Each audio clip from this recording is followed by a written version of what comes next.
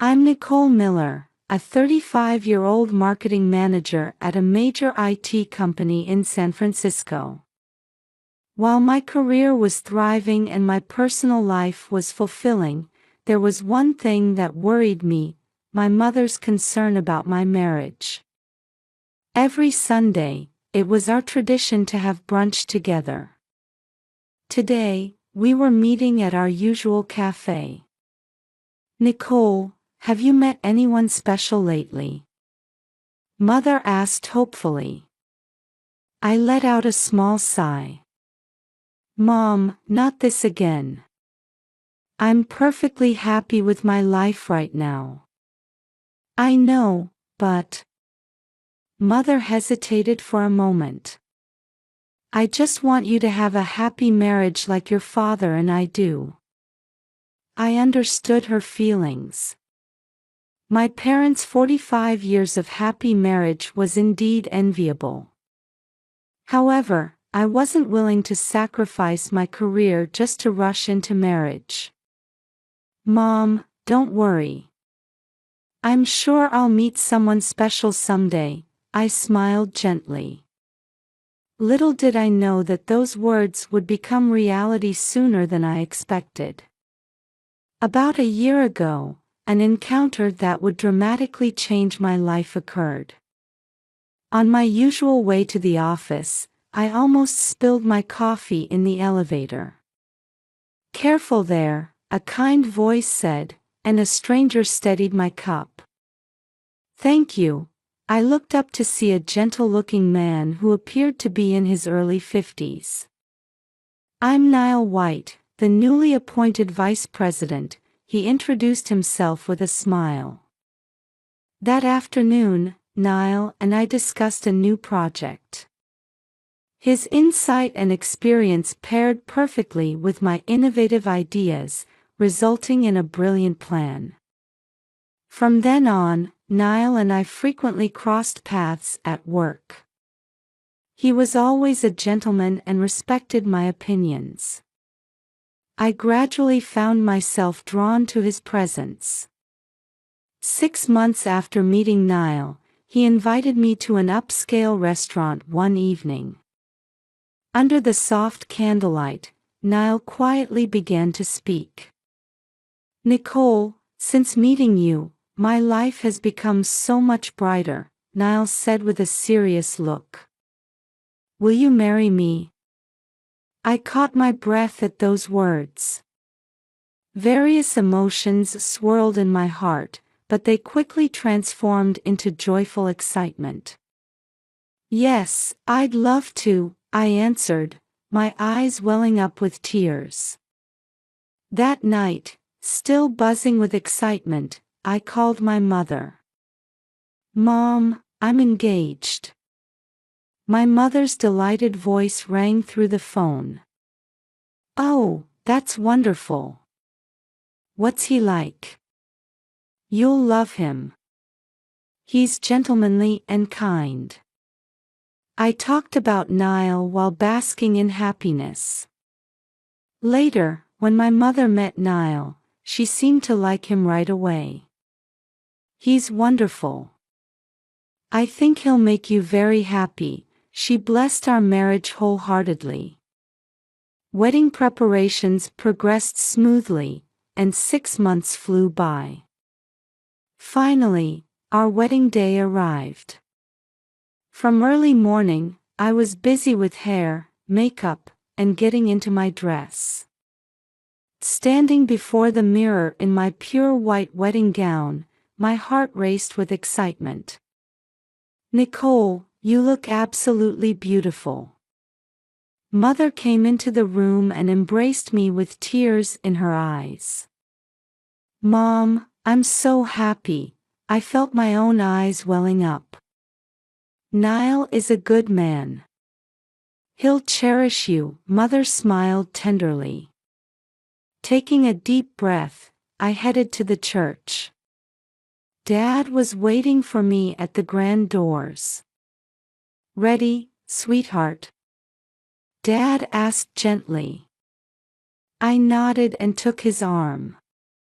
As the doors opened, the pipe organ's melody filled the air. Walking down the aisle, I could feel the warm gazes of our guests. And there at the altar stood Niall. Standing before the priest with Niall, we were about to exchange our vows. The priest began the ceremony quietly. Now, for the exchange of vows. The priest's voice echoed through the church. Niall took my hand and smiled gently. In that moment, I was certain, with this man, I could overcome any obstacle. We could build a happy home together. But just as Niall began to speak his vows, I, Niall White, take Nicole Miller to be my wife. Suddenly, the priest cleared his throat. A brief silence fell, and while I found it odd, I tried to focus on Niall's words. But at that moment, the priest leaned closer to me. Stop this wedding. The priest's whisper hit me like a bolt of lightning. What? I almost let out a gasp but quickly covered my mouth. The priest's expression was dead serious. This was no joke. When you learn your husband's secret, you'll regret this. The priest's words cast a cold shadow over my heart. What was he saying? Niall's secret? My mind went blank with confusion. Though shaken by the priest's words, I tried to maintain my composure, feeling the eyes of everyone around us. Nicole? Are you all right? I heard Niall's voice. Yes, I'm fine. I tried to smile, but my facial muscles wouldn't cooperate. As you embark on this journey, remember, to thine own self be true. The priest's words rang like a Shakespearean warning. Be true to yourself. But right now, I didn't know what was right. Though my mind was in turmoil, I couldn't stop the ceremony with all these people watching. Taking a deep breath, I made my decision. The ceremony must go on. I, Nicole Miller. As I spoke my vows with a trembling voice, my heart was in absolute turmoil. Was this the right choice, or? The answer remained unclear. Somehow, we completed the ceremony, and Niall and I walked down the aisle amid applause. Though I tried to maintain my smile, anxiety churned inside me. Before heading to the reception, I felt I needed a moment to myself. I need to rest in the preparation room for a bit, I told Niall and headed there alone. In the hallway, the priest suddenly appeared. Nicole, go to the preparation room. Everything you need to know is there. Sensing the urgency in the priest's tone, I found myself nodding unconsciously. I hesitated for a moment at the door, but knowing I needed the truth, I opened it. Inside, nothing seemed out of place at first glance. However, a notebook on the table caught my eye.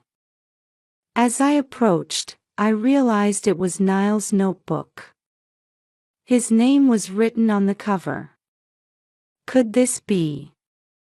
I reached for it, then hesitated. Something told me that opening this notebook would change everything.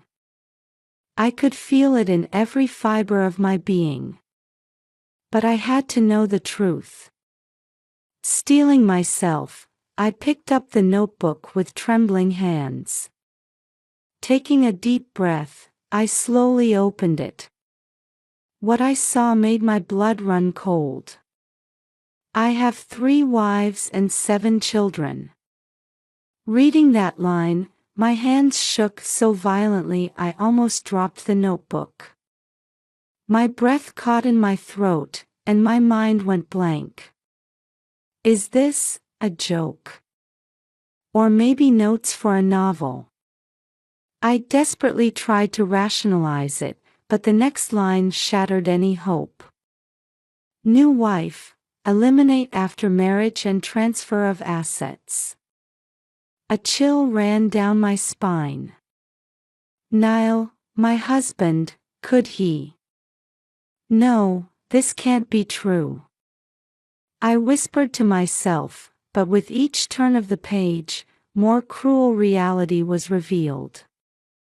Detailed plans. Profiles of target women. Steps for asset transfer after marriage. And methods of disposal. Tears blurred my vision, but I kept turning the pages desperately. Then I found the entry about me. Nicole Miller, IT company executive. Estimated assets, $5 million. Transfer all assets within 6 months after marriage. Then. I couldn't bring myself to read further. I dropped the notebook to the floor and leaned against the wall. With my head spinning and body trembling, I called my mother. Mom, something terrible has happened. Voice shaking, I told her about the contents of Niall's notebook. I heard Mom take a deep breath on the other end of the line. Then came her unexpected response. Nicole, listen carefully. Actually, I almost fell victim to a similar man when I was young. What? You did, Mom. Yes. But I figured it out just in time. That's how I met your father.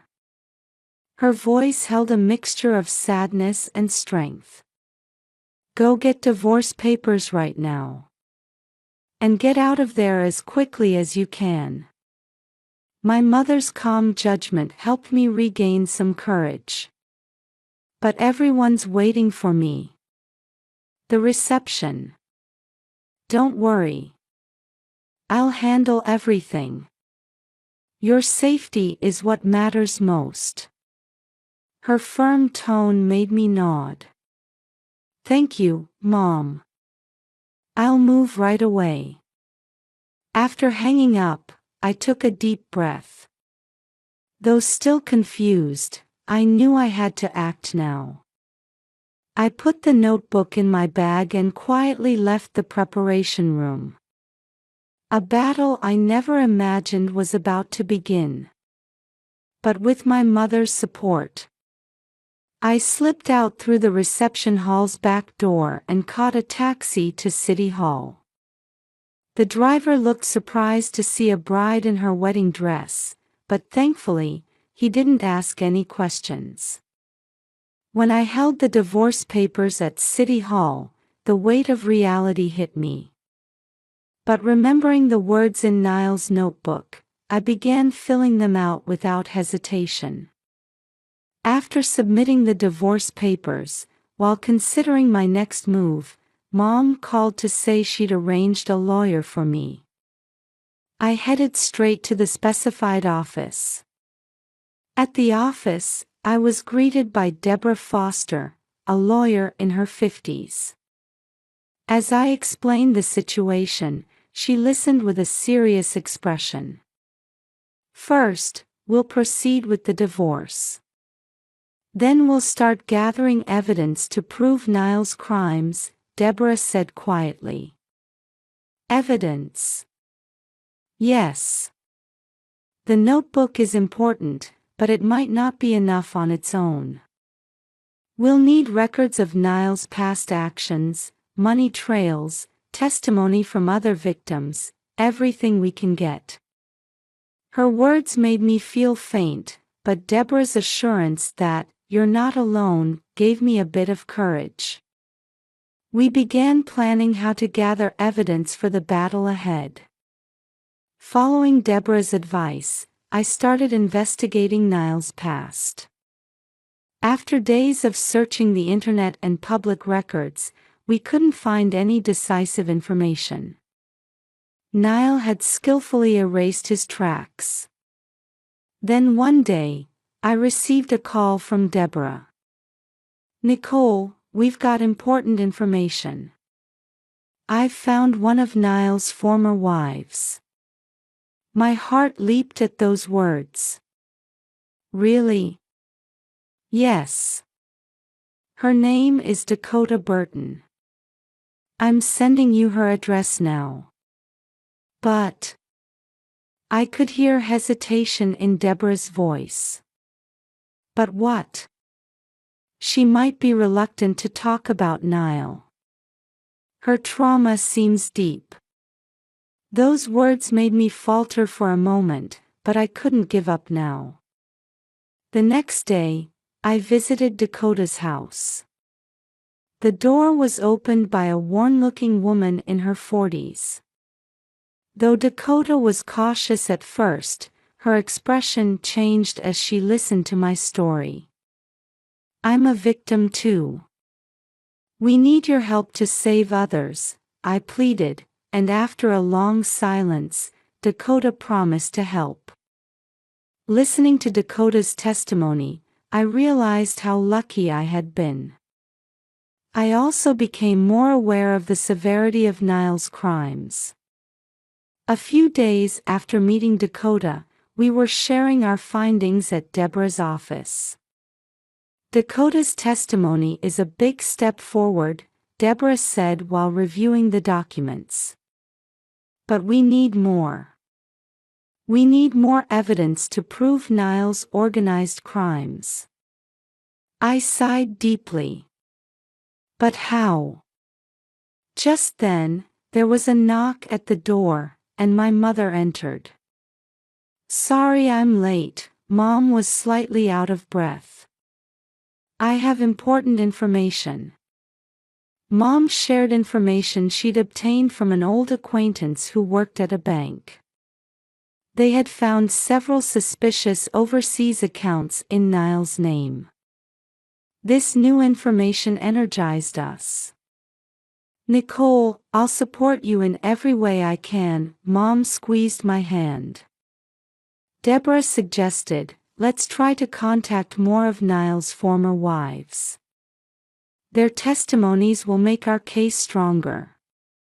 I steeled my resolve. "I understand. I'll talk to them myself. As someone who's been through the same experience, I should be able to understand their feelings." Feeling the support of my mother and Deborah, I prepared to take the next step in exposing Niall's crimes. When Deborah judged we had gathered enough evidence, she suggested contacting the police. Nervously, we went to the police station. We were assigned to Detective Robert Thompson, a man in his mid-50s.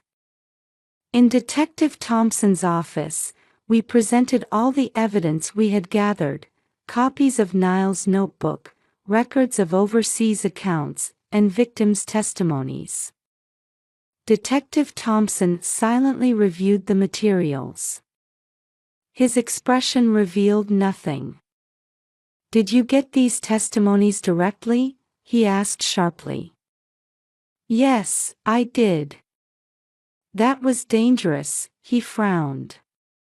"If the suspect had noticed, your life could have been in danger." I felt a chill run down my spine at his words. Detective Thompson sighed deeply and said, "This evidence alone might not be enough for an immediate arrest warrant. But it's sufficient reason to begin an investigation." Feeling a small hope, we waited for the police to make their move. A week passed after submitting evidence to the police. During this time, I spent uneasy days. I frequently contacted Deborah to check for progress, but there were no major developments. One night, returning home late from work, I found an envelope in my mailbox. There was no sender's name. Opening it with apprehension, I found a single piece of paper. Written in Niall's handwriting was, "If you expose my secret, I'll harm your family." In that moment, I felt the blood drain from my face. Niall knew about my actions. And now, he was threatening me.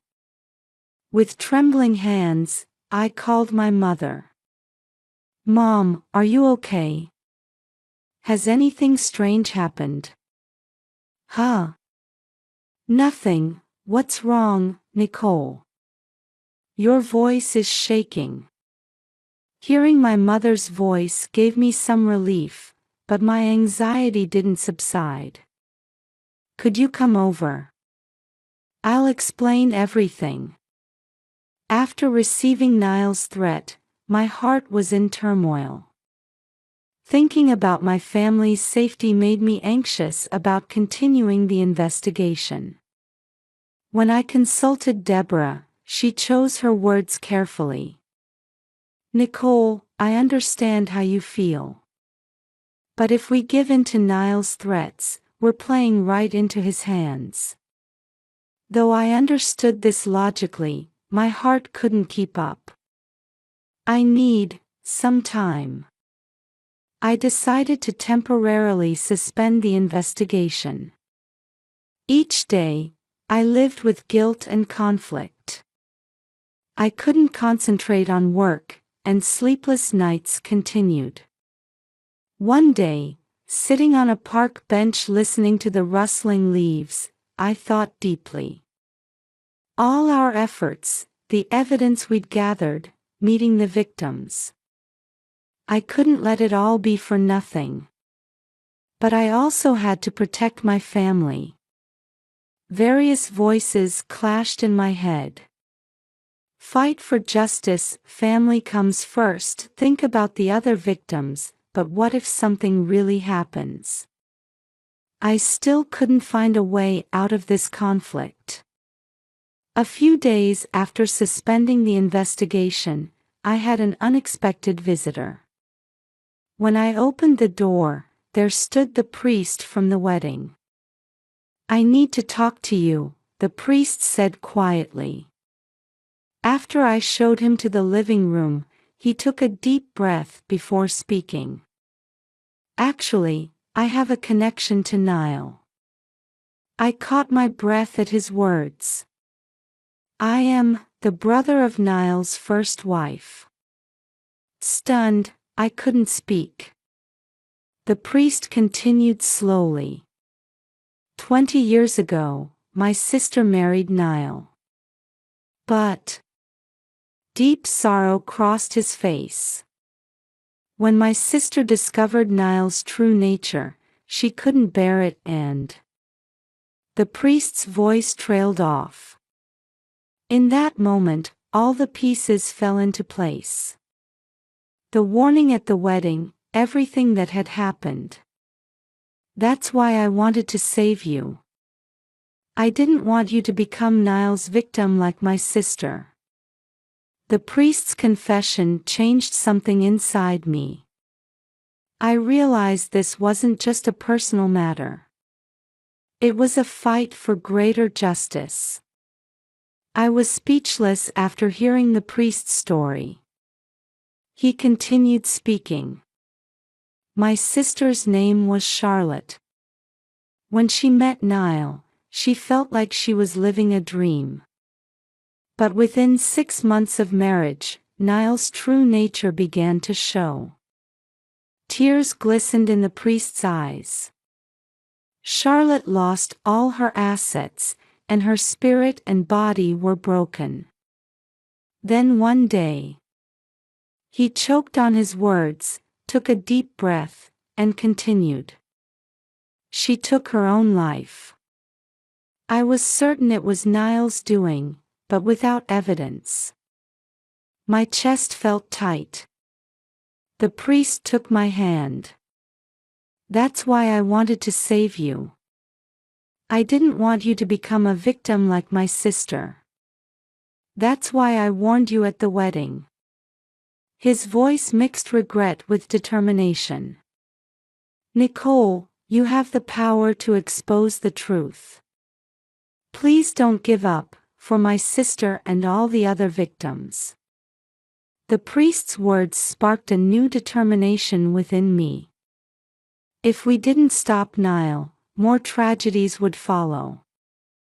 My fear and hesitation transformed into strong resolve. That night, returning alone to my apartment, I stood by the window, gazing at the city lights. In my mind, all the events until now played like a film reel. The shocking events at the wedding, discovering Nile's true identity, and meeting various people. Everything had led to this moment. I can't run away anymore, I whispered to myself. The next morning, I went to Deborah's office. She was already there, organizing documents. "Good morning, Nicole. Did you sleep well?" "Yes, surprisingly," I answered with a slight smile. "What should I do?" Deborah looked at me seriously. "We're ready to submit all the evidence to the police. But before that..." She paused for a moment, then carefully continued. "I want to contact Nile's other victims again." I hesitated slightly at that suggestion. Making them relive their painful experiences. But I quickly steeled my resolve. "I understand. I'll talk to them directly." This fight against Nile wasn't just about personal revenge. It was a battle to save many victims and prevent future ones. From that day, I began acting with new determination. With new determination in my heart, I began reaching out to Nile's former wives again. I revisited Dakota and explained our progress. "Dakota, thanks to your brave testimony, we've made significant progress." Tears glistened in Dakota's eyes. "Can we really stop Nile?" "Yes, we will," I answered firmly. "But we need your strength one more time." Dakota took a deep breath and nodded resolutely. Next, I contacted another former wife Deborah had found. Though initially cautious, she understood our sincerity. "I'll help," her voice carried determination. Meanwhile, we continued working with the police. We submitted new evidence and testimonies to Detective Thompson, urging the investigation forward. "With all this, we might be able to get a warrant," Detective Thompson muttered while reviewing the documents. As we gathered evidence, details of Nile's financial transactions and patterns of past crimes became clearer. Piece by piece, the full picture of Nile's crimes came into view. Though the process was tense, I felt fulfilled fighting for justice. We were giving it our all to stop Nile and help all his victims. Finally, that day came.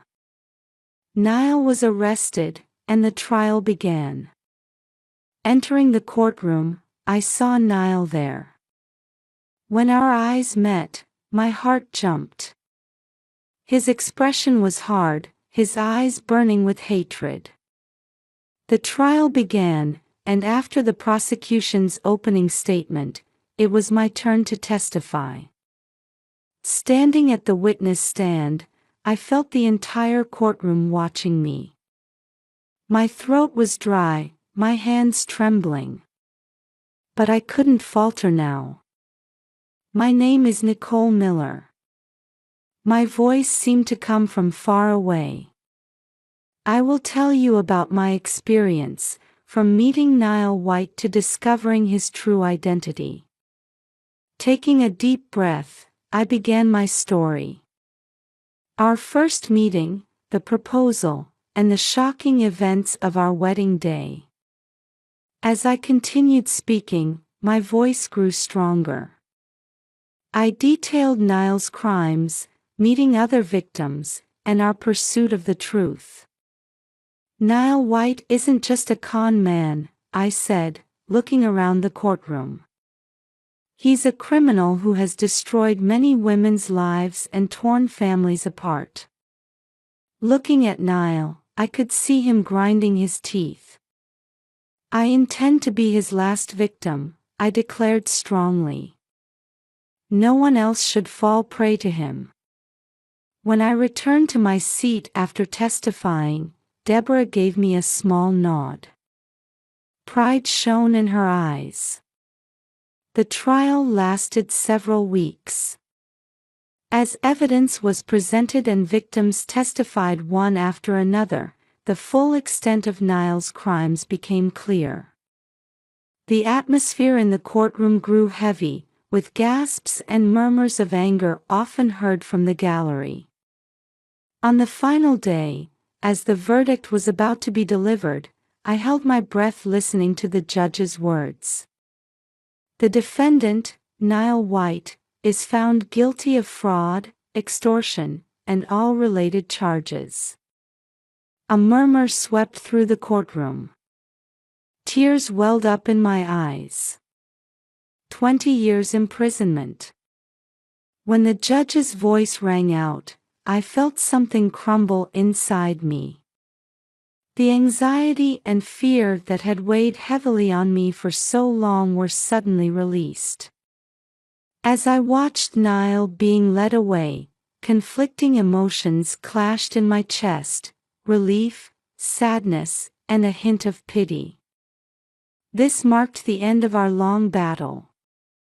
Several weeks after the trial ended, my life was slowly returning to normal. Back at work and regaining my daily rhythm, I occasionally remembered those turbulent days. One afternoon, I was meeting Dakota at a cafe. We had kept in touch after the trial, supporting each other's recovery. "Nicole." Dakota approached with a smile. Seeing her brighter expression brought me relief. "You look well, Dakota," I smiled back. After ordering coffee and chatting for a while, Dakota turned serious. "You know, Nicole, thanks to you, I've been able to start a new life." Her words made me feel a bit awkward. "Dakota, that's your own strength." Dakota shook her head. "No, because you had the courage to stand up, we could speak out too." Seeing tears in her eyes made my chest tight. "Actually, we, the victims of Niall, were thinking of creating a support group," Dakota said hesitantly. "We'd like you to join." I answered immediately. "I'd love to." Dakota's face brightened. "Really? Thank you." At that moment, I felt like I'd found a new purpose. We could transform past pain into strength for others. That thought made my heart lighter. A few months passed as our support group activities got underway. Our weekly meetings became precious time for me. Talking with women who shared similar experiences and watching each other grow, I felt myself gradually healing too. One day, I received a call from my mother. "Nicole, why don't you come home this Sunday?" I could hear something special in my mother's voice. That Sunday, I visited my childhood home after a long while. Entering the living room, Mom greeted me with a warm smile. "Sit down," Mom pointed to the sofa. "I'll make coffee." When she returned from the kitchen, I noticed she seemed slightly tense. "Nicole," Mom took a deep breath before speaking. "I heard about your recent activities." I stiffened slightly. I had been hesitant to tell her about the support group. "I'm sorry, Mom. I should have told you." Mom shook her head. "No, don't apologize. Actually, I'm proud of you." Surprised, I looked up. Tears glistened in Mom's eyes. "You're my pride and joy," Mom's voice trembled with emotion. "After such a painful experience, you stood up and are helping others. Your strength and kindness move me." Her sudden words brought tears to my eyes too. Mom embraced me. In her warmth, I felt something I'd been carrying for a long time quietly release. A year has passed since then. Our support group continues to thrive, and our presence is gradually being recognized by society. One day, we received a request from the local community center to give a lecture about preventing fraud and caring for victims. On the day of the lecture, I nervously stood on stage and looked out at the gathered crowd. People of various ages watched me with serious expressions. Taking a deep breath, I began. "Hello everyone.